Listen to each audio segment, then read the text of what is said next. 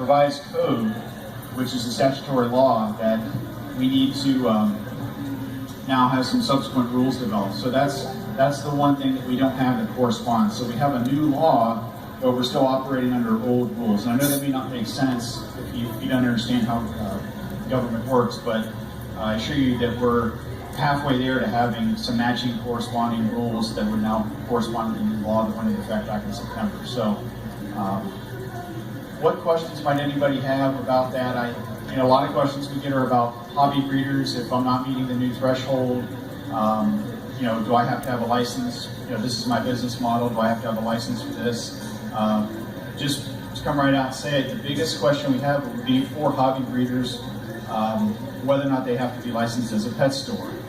And so basically what the pet store definition is that if the buyer and the seller and the puppy are in the same place during the transaction, then that qualifies as a pet store. So, if I'm a hobby breeder, if I have good examples, if I have four dogs and there's a litter of pups that are born and raised on that premise, and I sell any of those puppies to a Forever Home as a retail transaction, that meets the definition of a pet store. You may not be a brick and mortar with a big sign out front and neon lights, but the way that that's written right now, it is meeting the definition of a pet store. So a lot of people have questions about that. It seems our biggest hurdle to get over right now with communicating that to the public. But the questions,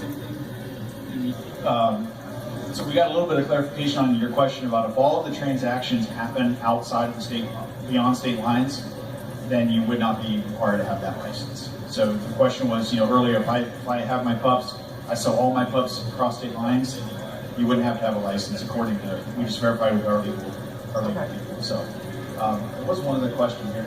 I sell retail to the consumer pet store. Okay. So. And what if you have a puppy let's say I've had a dog for a year and all of a sudden I have to rehome this dog because I can no longer keep it. So I sell it or rehome it for a fee or whatever. Is that still?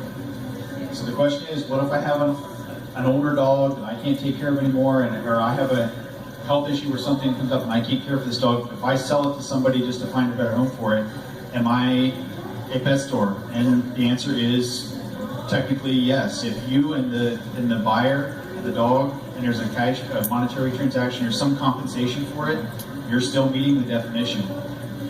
If you give it away for free, you're not.